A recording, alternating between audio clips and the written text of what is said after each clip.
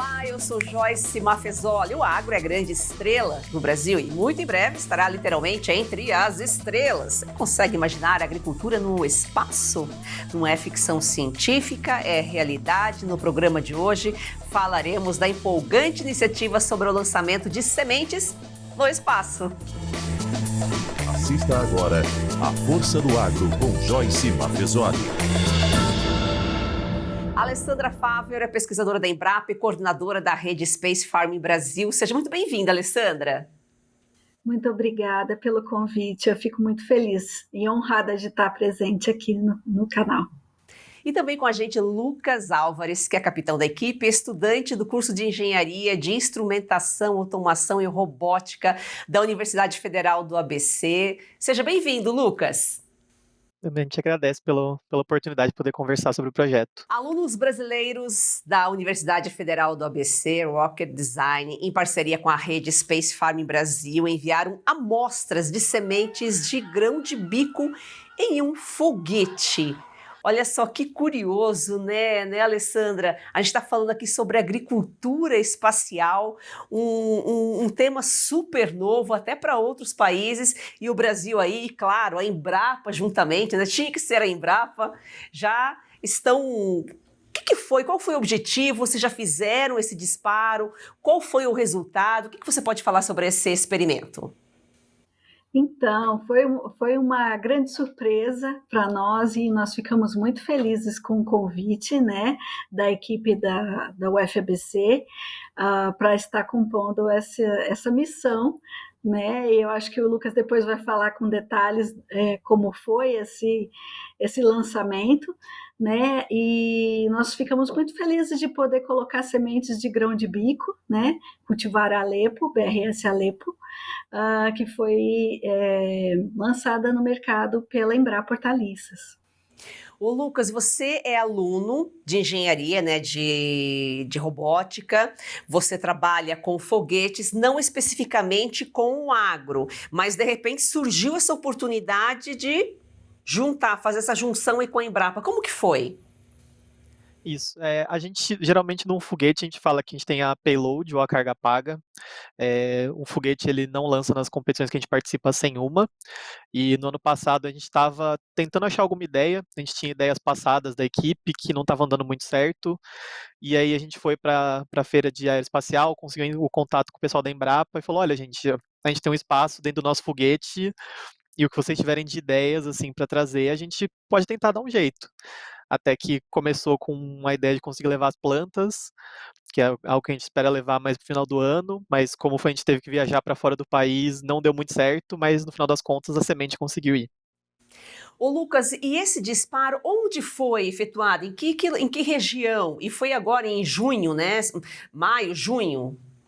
Isso, a competição que a gente participou foi do dia 9 ao dia 14, o lançamento em si ocorreu no dia 12, no dia 11, desculpa. E ele foi em Midland, no Texas, né, numa região ali bem mais no deserto. E a gente tinha uma grande área aberta lá para outras equipes também lançarem. Ô Alessandra, agora o que pode acontecer com essas sementes aí depois de expostas às condições espaciais? Vocês têm uma ideia do que pode ocorrer ou vai ter que aguardar um tempo aí mesmo para poder chegar a uma conclusão? Olha, essas sementes, elas entraram dentro dessa carga paga, como o Lucas disse, né, no intuito de mostrar a importância de nós mandarmos sementes para o espaço, né, porque o espaço, digamos assim, a órbita, né, terrestre, ela tem um ambiente que pode gerar uma variabilidade interessante nos programas de melhoramento. Então, a China vem fazendo isso há muito tempo, né? Então, ela manda foguetes para o espaço e essas cargas, essas sementes ficam orbitando por 2 semanas, por exemplo. Essas sementes são recuperadas e aí entram nos programas de melhoramento para lançamento de plantas mais tolerantes a estresse hídrico, mais resistentes a doenças, maior produtividade. Então, tem várias características que podem ser identificadas depois de um voo. orbital, com tempo maior. No caso desse voo que foi feito com os alunos, ele é um voo que é 3 quilômetros de altura, eu acredito. E aí, o interessante é que as sementes ou a carga paga, ela precisa estar protegida para, por exemplo, esse lançamento, né? Essa trepida, tem uma série de situações ali do foguete sendo lançado. Então, é uma condição desafiadora que nós estamos começando a perceber. Então, não dá tempo nesse primeiro evento, nesse primeiro lançamento, dessas sementes terem sido modificadas, porque o tempo é muito curto, né? Então, não é o espaço, não tem assim uma microgravidade, uma radiação ionizante, enfim, para que seja possível essa condição da gente ter uma variabilidade importante. Mas foi uma experiência muito importante para a gente mostrar que a rede Space Farming tem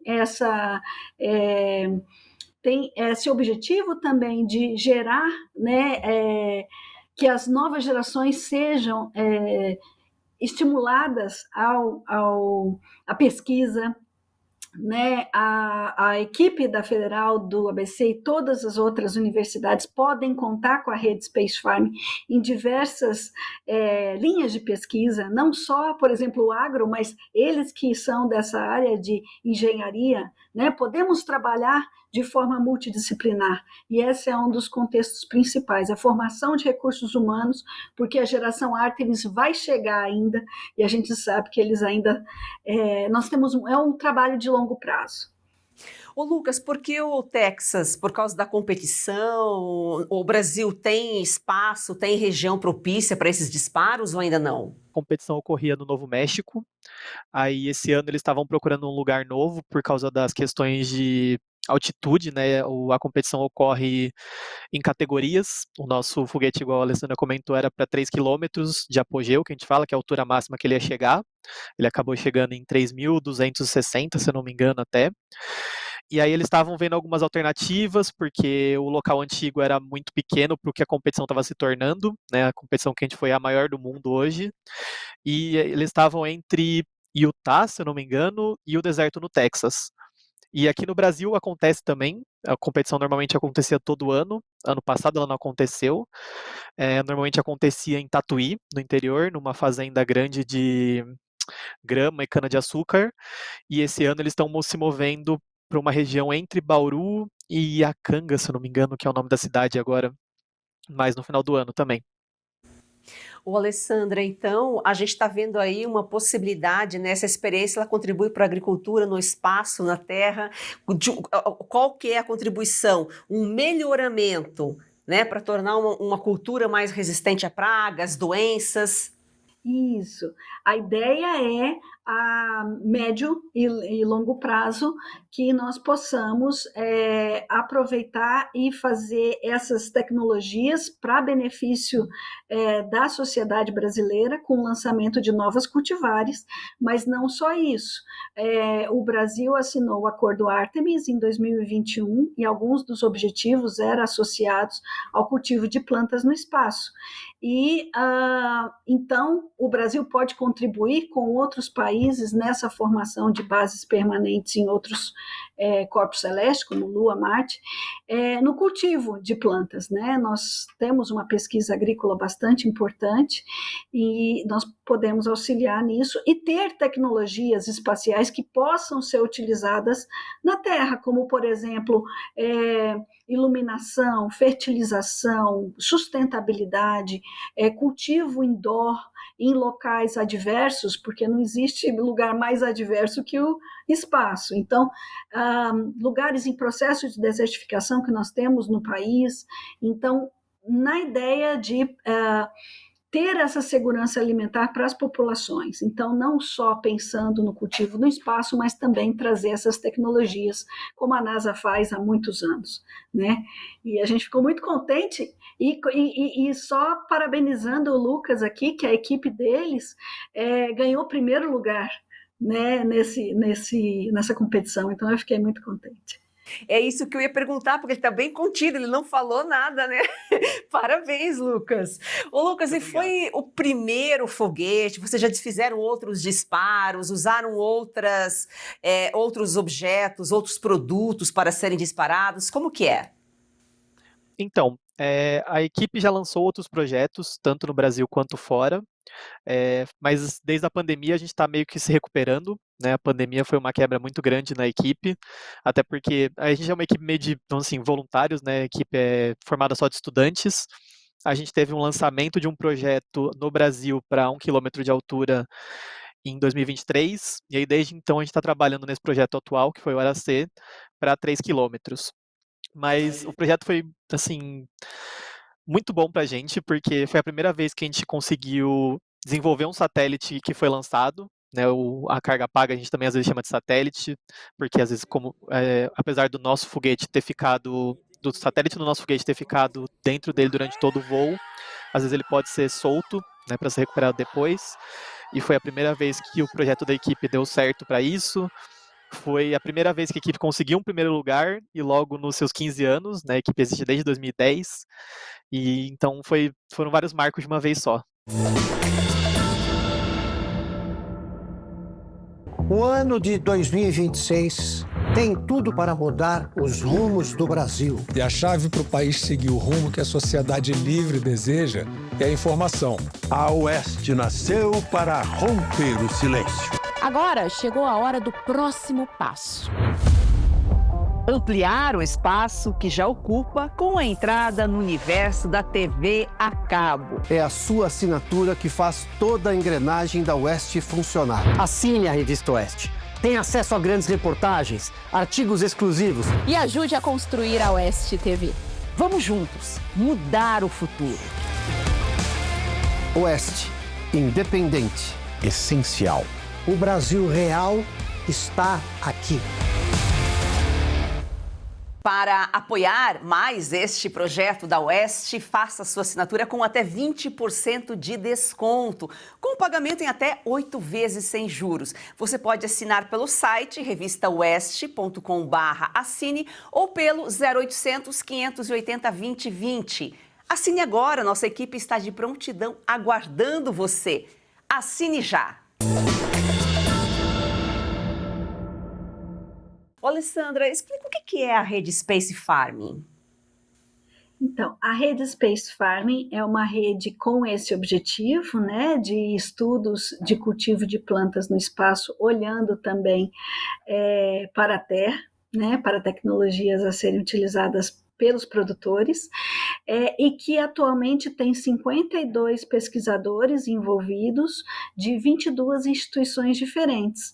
Então, nesse caso dessa missão, por exemplo, nós tivemos a participação fundamental da Escola Superior de Agricultura Luiz de Queiroz, a ESALC, USP, com o professor Paulo Rodrigues. Então, ele ajudou na construção da carga paga, junto com a rede, né? Então, tem várias instituições no Brasil inteiro e no exterior. Então, nós temos 4 universidades fora do país que compõem a rede Space Farming, que são brasileiros, professores brasileiros em outras universidades no exterior que também fazem parte da rede. Ô, Lucas, e quais foram os critérios avaliados, né, que vocês conseguiram o primeiro lugar? Eu acho que entre um deles está estar naquela distância, naquele limite que você se propõe a fazer o disparo, mas quais outros critérios? A gente estava competindo na categoria de 3 quilômetros, no caso 10 mil pés, feito completamente pela equipe. Então a gente não tinha nenhuma parte comprada. Existem equipes que compram, por exemplo, motor ou partes externas. E foi uma avaliação, digamos assim, de mais ou menos uns 6 meses, porque a gente entregou alguns relatórios parciais, a gente entregou um relatório final que foi avaliado, a gente fez vídeos e chamadas com meio que o nosso responsável. A equipe tinha um membro da comunidade de foguete modelismo dos Estados Unidos que estava sendo nosso responsável para avaliar o projeto, revisar quando tivesse algum erro. E aí, presencialmente lá, eles tiveram avaliações físicas, então eles estavam vendo como que era o nosso projeto, como que a gente desenvolveu, quais foram os critérios que a gente usou para escolher alguns materiais. Então, por exemplo, O satélite ele foi feito completamente com partes de alumínio, peças de impressão 3D, e os suportes de acrílico e as amostras que foram fornecidas pelo pessoal da Space Farming. Então, isso também foi levado em conta, que são materiais mais reutilizáveis, digamos assim. Então, tem todo um critério geral para a pontuação final. E esse foguete, ele foi disparado, você, o Alessandra, que falou, não sei, que ele pode ir, pode se sumir no espaço ou pode voltar. Ele foi com o intuito de voltar?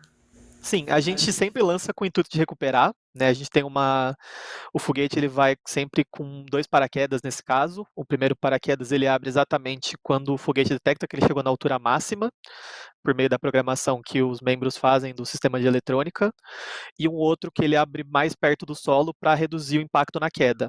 Então a gente sempre tenta fazer uma missão que seja recuperável, porque a gente consegue estudar o que aconteceu, ter os experimentos, por exemplo, que nesse caso a gente não queria ejetar eles e ter que recuperar de separado. Então, até foi uma coisa que, depois que a gente recuperou o projeto, a avaliação dizia que se a gente remontasse ele ali, a gente podia lançar ele de novo, né? A recuperação foi perfeita, o foguete estava sem praticamente nenhum dano. Olha que interessante. E vocês têm uma abrangência aí, fazem uma estimativa de onde ele pode ser recuperado para vocês poderem localizar depois. Isso, a gente faz tanto simulações de apogeu, né, que é a altura máxima. Então a gente tem um pessoal da parte estrutural que leva em conta a massa, vento, condições climáticas e tudo mais para saber qual que vai ser a altura que o foguete vai chegar. E o pessoal de eletrônica utiliza GPS, né? A gente tinha 2 GPS no foguete que estavam localizando ele a todo momento. Alessandra, são iniciativas como essas que influenciam aí os jovens, né, a seguirem carreira em ciência, tecnologia, contribuir de alguma forma com a agricultura espacial também, né? É isso mesmo, sabe, Joyce? Essa uma dos nossos objetivos, pensando no futuro, pensando que eles vão se formar engenheiros e que vão projetar foguetes que vão em condições suborbitais, orbitais, e vão dar esse suporte ao Brasil para lançamentos de satélites que vão ficar em órbita, seja de comunicação, seja de envio de sementes, seja qualquer outra forma de experimentação, porque hoje a gente sabe que existe essa economia espacial, né, e o Brasil não pode ficar fora dessa. Então, essa é a ideia da gente se juntar, né, a nossa geração e as gerações futuras, para que o Brasil esteja representado. Ô Lucas, da mesma forma que vocês estimam onde vocês vão recuperar o foguete, vocês também definem área para coleta, por exemplo, dessas sementes. Vocês não fizeram a captura nesse momento, foi só um experimento, mas é dessa forma também que vocês conseguem se localizar para poder recuperar o objeto depois que volta. Isso. Normalmente, por exemplo, se o satélite fosse separado, ele também teria um localizador próprio, mas a gente tem toda essa questão de garantir que a missão vai ser recuperada, porque geralmente ela tem um experimento embarcado que é importante, que pode gerar pesquisas, pode gerar novas documentações ou coisas que a gente estava pensando em desenvolver, e aí a gente consegue utilizar isso para o futuro. Você está cansado de tomar 10, 15, até 20 comprimidos por dia e mesmo assim as dores não vão embora? Se você sofre com dores nas articulações, artrite, artrose, reumatismo, fibromialgia, dores na coluna ou nas pernas, preste atenção, este recado pode transformar a sua rotina e a sua saúde. Vai transformar, Káutia. A Vitai Gold inovou mais uma vez e apresenta o Vitai 7 em 1. Uma fórmula com 7 ativos mais indicados por especialistas, agora em apenas 2 cápsulas por dia. Chega de tantos remédios. Agora praticidade para você, mais saúde e menos dor. É isso aí, olha o que você encontra no Vitai 7.1. Magnésio para fortalecer os ossos, cúrcuma para aliviar as inflamações, creatina para mais força de exposição, colágeno tipo 2 para regenerar as cartilagens, MSM reduz inchaço e rigidez, a clorela protege o fígado, a vitamina C turbina a imunidade, ou seja, tudo 100% natural e com comprovação científica. E quem usa aprova. Vamos ouvir agora o recado especial da querida Lucinha Lins, que faz uso diário do Vitais 7 em 1. Cansada de tomar vários comprimidos por dia, não é mesmo? Eu também. Por isso a Vitai Gold tem agora o Vitais 7.1. São os 7 principais ativos para cuidar da sua saúde e ajudar você que sofre com dores nas articulações, artrite, artrose, reumatismo, fibromialgia. A Vitai Gold desenvolveu um creme de massagem e vai mandar aí para você de presente. Lucinha falou tudo. O Vitais 7 em 1 mudou a vida dela e agora pode mudar a sua. Ligue agora para o 0800 291 2200 e aproveita a oferta exclusiva. 70% de desconto para os 100 primeiros. Tem que ligar agora, porque além dos 70%, você vai levar de presente o nosso relógio inteligente e ainda o nosso gel Santa Maria, creme para dores localizadas. Alessandra, e você sabe se já teve outras experiências como essa em outras situações, em outros países, de lançar uma semente, de voltar e saber a que conclusão que chegou? Então, a gente tem algumas experiências, não do nosso grupo, mas no nosso grupo nós também temos, né? Então, recentemente nós estivemos participando da missão junto à Blue Origin, que todo mundo ficou sabendo pela presença da Katy Perry na missão, e naquele voo nós tivemos sementes de grão de bico e plântulas de batata doce, né, no intuito de estudar o comportamento das plântulas e das sementes com relação a essa situação de voo orbital, né, de microgravidade, radiação, etc. Então foram 4 minutos de microgravidade lá. Então esses materiais vão retornar para o Brasil e a gente vai continuar as pesquisas. Ô Lucas, você falou 15 anos, primeiro lugar, é um trabalho, a pesquisa é um trabalho aí de formiguinha, né? Não é de uma hora para outra. Vocês devem ter feito muitos erros e acertos nesse período para chegar aqui, para ter esse resultado agora, né? Sim, a gente analisa muito, a gente gosta muito de falar que esse primeiro lugar foi meio que a junção de várias coisas que foram acontecendo, né? A gente tem softwares que estão sendo desenvolvidos por membros da equipe, principalmente essa parte de simulação já há alguns anos. A gente teve problemas no lançamento de 2023, que a gente não repetiu esse ano, porque a gente aprendeu com eles. E a gente também tem, a gente tem 130 membros atualmente trabalhando no projeto, em diversas áreas, não só do foguete em si, mas a gente também fala que a gente tem consultores, né, que são membros que já se formaram da faculdade, que têm experiência com lançamentos passados ou com qualquer questão da equipe que foi resolvida, e a gente consegue consultar eles quando precisa. Quando a gente precisa de alguma ajuda, a gente está parado em alguma parte do projeto, então essa rede constante sempre é muito importante. Alessandra, você é pesquisadora da Embrapa, mas qual que é a tua área de atuação? Porque a gente vê que você tem um conhecimento aí com o espaço, acredito que seja alguma coisa relacionada também ao espaço. Na verdade, eu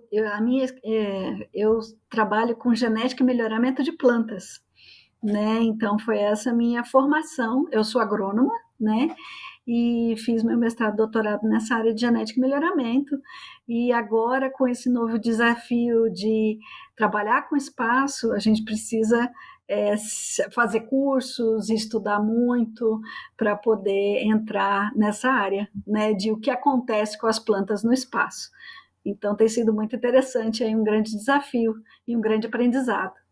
Bom, o Lucas está na área de engenharia, não sei se você já está formado ou não, mas é um engenheiro, não é um agrônomo, mas para fazer o foguete precisa conhecer o espaço, né? E para disparar algum produto como algum produto alimentício, acaba se relacionando, tendo uma relação também com o agro, né, Lucas?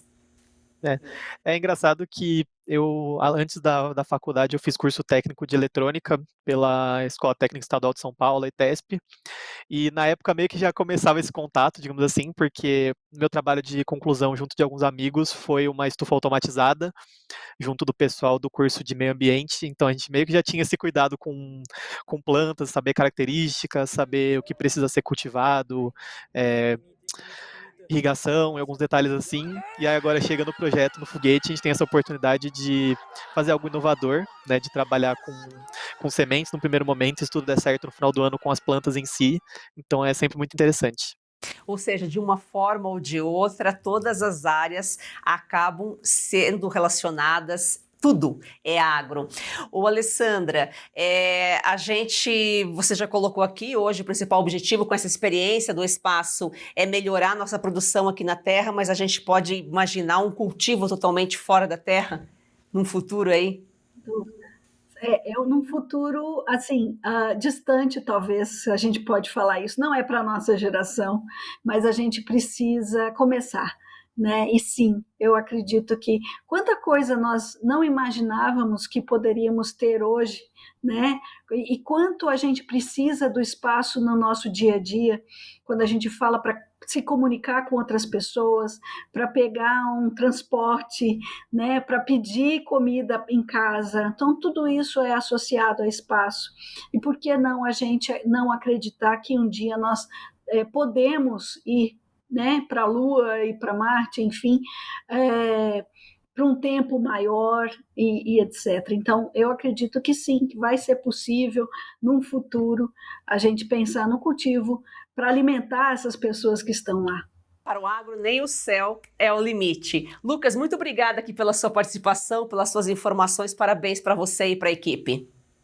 Muito obrigado, a equipe agradece sempre a oportunidade de poder falar mais do projeto e muito obrigado, Alessandra e Joyce, pela oportunidade. Alessandra, obrigada aqui, foi um prazer recebê-la. Obrigada, foi uma grande honra e uma alegria estar presente. Conte conosco. Gratidão a você, siga nosso perfil no Instagram e vamos fazer do agro ser campeão brasileiro uma paixão nacional. O agro é forte, inclusive no Nordeste. E também com a gente, a doutora Marciele Silva, nutricionista do Instituto Além das Fronteiras. É um prazer recebê-la, doutora. Muito obrigada. No cruzamento entre o umbuzeiro e o cajazeiro, nasceu o umbu-cajá, uma fruta nova ainda. Inclusive, uma parceria entre agricultores familiares e Embrapa está fortalecendo a conservação da espécie, que é fonte de renda para muitas famílias no semiárido alagoano.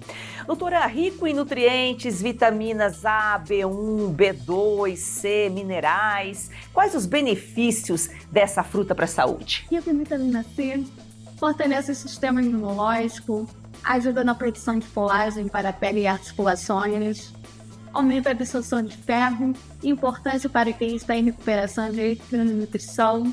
Uau, nativa do Nordeste brasileiro, como você já colocou aqui, né? Mais uma riqueza aí do Brasil. Não só nativa, como tem uma coisa muito interessante, Joyce. Normalmente, essas frutas são um cruzamento feito por botânicos, pela Embrapa, por pessoas especializadas. Mas o umbu-cajá foi natural, foi a natureza que fez com que essas duas espécies, que são irmãs, tanto o umbuzeiro como o cajazeiro, o tamanho, o sabor é um pouco diferente, e surgiu essa fruta tão exótica, tão especial, chamada de umbu-cajá. Eu sempre lembro, Joyce, de uma música do Alceu Valença, que falava o quê? Morena tropicana, que tinha um beijo travoso de umbu-cajá. Eu falava, mas o que é essa coisa travosa? É exatamente o sabor do umbu-cajá. É uma delícia, mas trava um pouquinho a boca. Val, árvore sagrada do sertão, seria já esse umbu-cajá ou é um umbuzeiro que é árvore sagrada? É o umbuzeiro, Joyce. Por quê? Isso daí tem uma coisa muito interessante. O grande intelectual e escritor brasileiro Euclides da Cunha escreveu uma obra que é magistral, chamada Os Sertões. E lá ele coloca o umbu como a árvore sagrada do sertão. Por quê? Ele conserva a água nas suas raízes e produz uma espécie de uma batata, um tubérculo, que na hora da fome, aquilo é maravilhoso, porque é altamente proteico, mata a fome das pessoas e é aquela história.